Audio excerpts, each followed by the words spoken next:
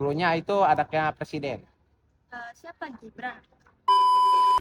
Orang pertama yang bisa jawab pertanyaan dari gua dapat 500.000.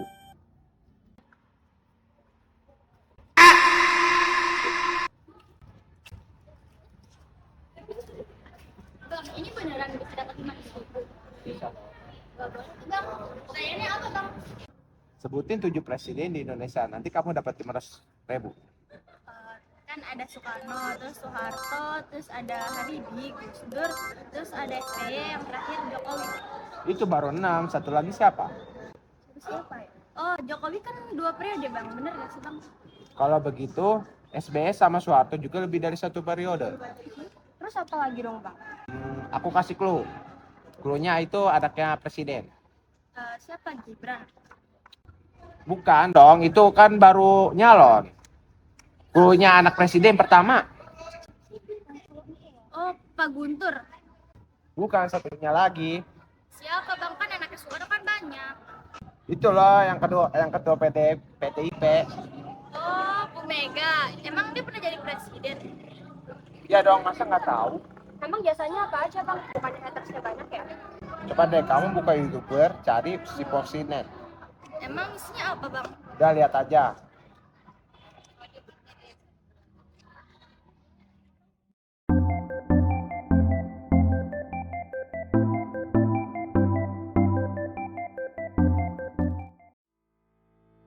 Melansir dari laporan Tempo 23 Juli 2001, disebutkan bahwa Megawati berhasil terpilih menjadi Presiden Indonesia melalui mekanisme sidang istimewa atau SI Majelis Permusyawaratan Rakyat pada 23 Juli 2001. SI tersebut dilakukan oleh MPR sebagai respon atau dekret yang dikeluarkan oleh Gus Dur yang salah satu isinya adalah pembekukan MPR dan DPR.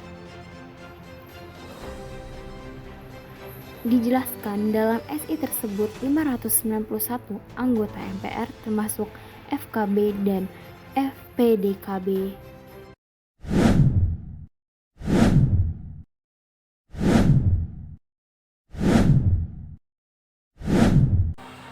Selamat malam dan salam sejahtera bagi kita semua. Saya Laila Kanalvandari bersama rekan saya Yasir Padrewa, akan menjadi moderator dalam debat malam ini yang akan membahas masa kepresidenan Megawati Soekarno Putri. Sebelum kita mulai, izinkan saya memperkenalkan para peserta debat kita pada malam ini.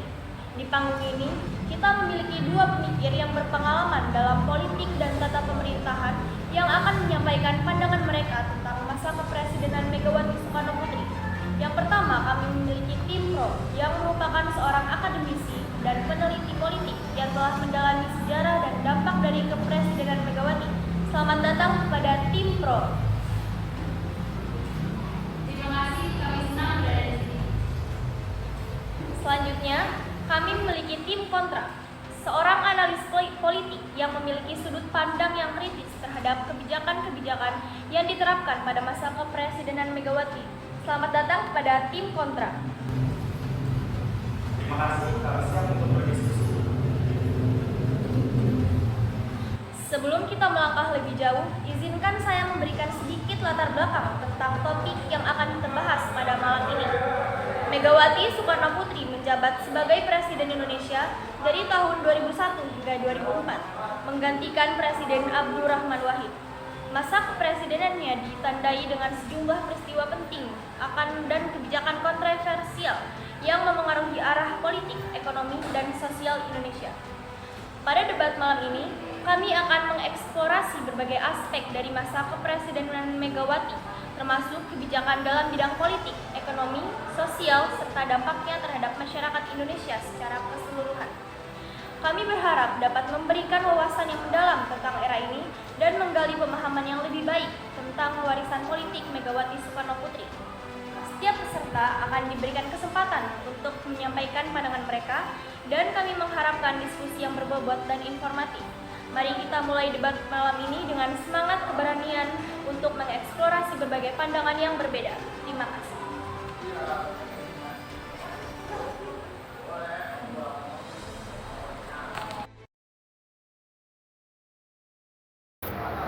Terima kasih sebagai seorang yang telah menyelidiki masa kepresidenan Megawati secara mendalam, saya ingin menyoroti beberapa pencapaian penting yang dicapai pada masa tersebut. Pertama-tama, Megawati adalah presiden wanita pertama di Indonesia dan di Asia Tenggara. Sebuah pencapaian yang memperkuat representasi gender di tingkat kepemimpinan tertinggi. Selama masa kepresidennya, Megawati berkomitmen untuk memperkuat demokrasi dan stabilitas politik. Dia mengawasi transisi yang relatif damai dari rezim otoriter ke sistem demokrasi yang lebih inklusif. Meskipun tantangan politik dan ekonomi yang berat, Megawati berhasil mempertahankan stabilitas politik di tengah-tengah gejolak pasca reformasi. Selain itu, Megawati juga memperjuangkan keadilan sosial dan pembaruan dalam berbagai bidang. Dia menekankan pentingnya pembangunan infrastruktur untuk memperkuat ekonomi dan meningkatkan kesejahteraan rakyat. Kebijakan-kebijakan ini, meskipun mungkin tidak sempurna, membantu mendorong pertumbuhan ekonomi yang stabil dan meningkatkan masyarakat terhadap layanan dasar seperti pendidikan dan kesehatan. Contohnya, Megawati menetapkan beberapa kebijakan, salah satunya yaitu dengan berani mengakhiri program reformasi kerja dengan IMF pada tahun 2003. Usai menghentikan kerjasama dengan IMF, Megawati mengeluarkan Instruksi Presiden Nomor 5 Tahun 2003 tentang paket kebijakan ekonomi untuk menjaga stabilitas ekonomi makro. Beberapa poin penting dalam kebijakan itu adalah reformasi kebijakan perpajakan, efisiensi belanja negara, dan privatisasi BUMN. Melakukan perencanaan jaringan pengamanan sektor keuangan divestasi dari bank-bank di BPPN, memperkokoh struktur pemerintahan bank, negara merekonstruksi sektor pasar modal, asuransi, serta dana pensiun. Melakukan peninjauan daftar negatif investasi, memudahkan perizinan merekonstruksi sektor telekomunikasi dan energi, serta memberantas korupsi. Terima kasih. Meskipun ada beberapa pencapaian yang disoroti oleh pihak pro, saya ingin menyoroti beberapa kelemahan dan kritik terhadap masa kepemimpinan Megawati Soekarno Putri. Pertama-tama, ada kritik terhadap gaya kepemimpinan Megawati yang dianggap kurang efektif dan kurang proaktif dalam menangani berbagai isu penting. Ada juga kritik terhadap penanganan konflik di berbagai daerah seperti Aceh dan Papua. Meskipun Megawati berusaha memperjuangkan rekonsiliasi nasional, ada beberapa kegagalan dalam menyelesaikan konflik secara tuntas dan berkelanjutan. Hal ini menimbulkan pertanyaan tentang keberhasilan pemerintahannya dalam memastikan keadilan dan kedamaian bagi seluruh wilayah Indonesia. Tetapi, meskipun ada pertumbuhan ekonomi, beberapa kritikus berpendapat bahwa manfaatnya tidak merata di masyarakat. Sebagian besar pertumbuhan ekonomi mungkin terkonsentrasi di sektor-sektor tertentu, meninggalkan sebagian besar masyarakat tidak merasakan peningkatan kesejahteraan yang signifikan. Mengakhiri kerjasama dengan IMF bisa merugikan kepercayaan investor. Privatisasi BUMN berpotensi merugikan kepentingan nasional dan lapangan kerja. Kemudahan investasi harus seimbang dengan perlindungan lingkungan dan hak-hak masyarakat. Upaya memberantas korupsi juga perlu memerlukan kebijakan yang lebih konkret.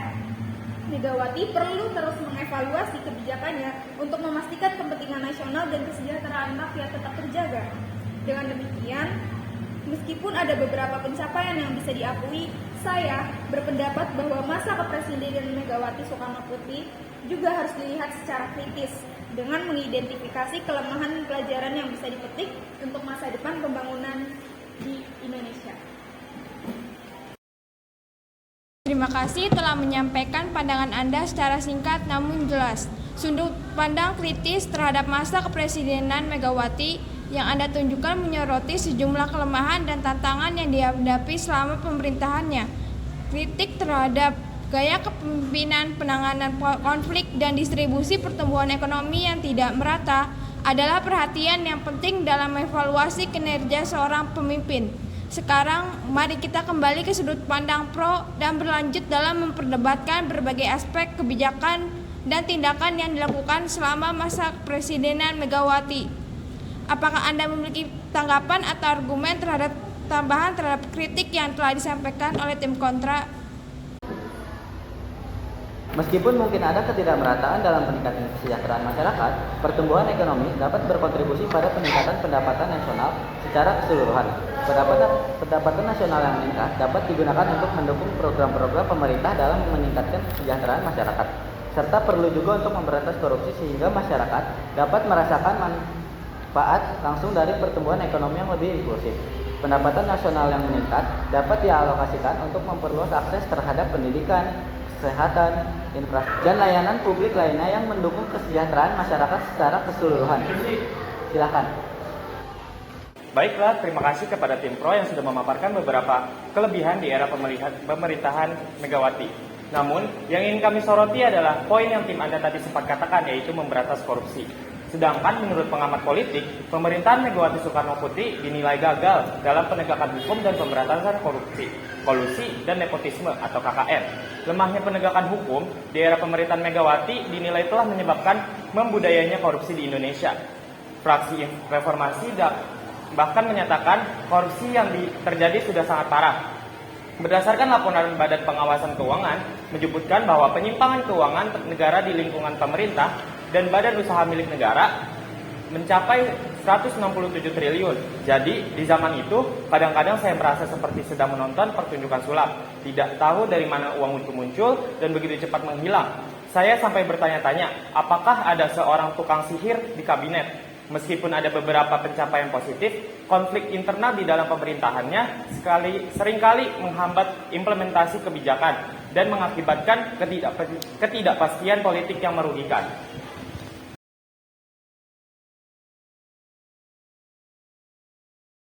Pemerintahan Megawati Soekarno-Putri gagal dalam pemberantasan korupsi. Perlu diingatkan bahwa banyak kasus korupsi melibatkan pejabat tinggi yang sebagian besar memiliki latar belakang di era sebelumnya. Pemerintahan Megawati mungkin menghadapi kendala dalam membersihkan birokrasi dan lembaga-lembaga yang sudah terlanjur terinfeksi praktik korupsi. Sebaiknya juga dicatat bahwa pemerintahan Megawati memiliki beberapa pencapaian positif, seperti stabilitas ekonomi dan peningkatan pembangunan infrastruktur. Meskipun konflik internal mungkin terjadi, beberapa keputusan dan langkah-langkah kebijakan berhasil diimplementasikan, yang pada akhirnya berkontribusi pada pertumbuhan ekonomi. Walau ada peningkatan pembangunan infrastruktur, kami menyoroti kualitas dari proyek-proyek tersebut. Terdapat kekhawatiran terkait dengan manajemen proyek, biaya yang tinggi atau dampak lingkungan. Pencapaian pembangunan infrastruktur dapat dipertanyakan. Kritik dapat muncul terkait keterbatasan transparansi dan akuntabilitas dalam upaya pemerintahan Megawati. Jika lembaga-lembaga pemerintahan tidak sepenuhnya terbuka terhadap publik, hal ini dapat menciptakan ruang untuk praktik korupsi yang tidak terdeteksi.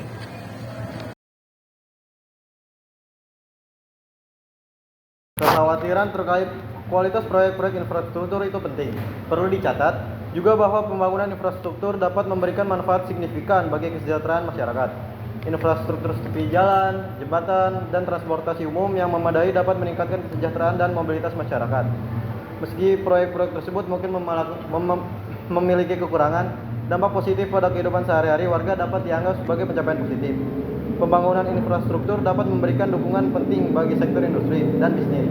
Meningkatkan aksesibilitas dan konektivitas dapat meningkatkan efisiensi dalam rantai pasokan dan memfasilitasi pertumbuhan sektor-sektor tertentu. Serta proyek-proyek tersebut dapat mendorong kebutuhan akan solusi teknologi canggih, menciptakan lapangan kerja di sektor teknologi dan mendukung pertumbuhan industri kreatif. Terima kasih kepada kedua tim yang telah memberikan pandangan yang mendalam tentang dampak positif proyek-proyek infrastruktur terhadap sektor teknologi dan industri kreatif. Sudah jelas bahwa pembangunan infrastruktur dapat mendorong inovasi dan menciptakan peluang ekonomi yang signifikan. Sekarang mari kita pindah fokus ke topik berikutnya yang akan membahas peninggalan zaman pemerintahan Megawati Soekarno-Putri. Dalam konteks ini kita akan mengevaluasi berbagai kebijakan dan keputusan yang diambil oleh pemerintahannya, serta dampaknya terhadap perkembangan Indonesia. Tim yang mendukung peninggalan zaman pemerintahan Megawati, silakan buka debat ini dengan memberikan gambaran tentang kebijakan kunci dan pencapaian yang dianggap positif. Sementara itu, tim yang menentang dapat menyampaikan pandangan mereka terhadap kebijakan yang dianggap kontroversial atau adanya aspek yang perlu dievaluasi lebih lanjut. Moderator, terima kasih atas kesempatan ini. Dalam mengkaji peninggalan zaman pemerintahan Megawati Soekarno-Putri, kami ingin menyoroti beberapa kebijakan dan pencapaian yang kami anggap positif bagi Indonesia. Pada masa pemerintahan Megawati, Indonesia mengalami pertumbuhan ekonomi yang relatif stabil. Kebijakan ekonomi yang bijaksana dan penanganan krisis yang efektif telah membantu pemulihan kepercayaan investor dan memperkuat fondasi ekonomi negara.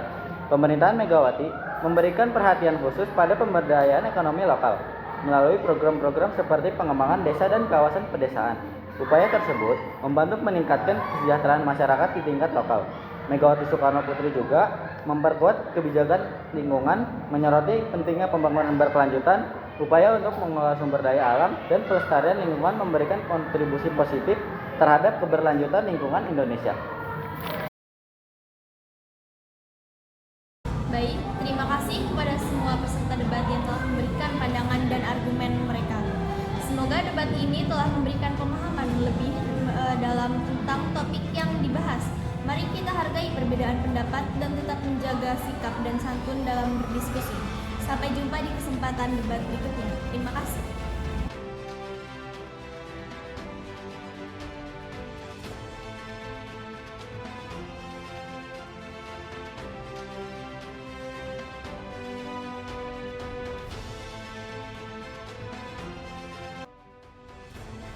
Presiden Megawati Soekarno Putri mengakhiri masa jabatannya pada tahun 2004 setelah kalah dalam pemilihan presiden.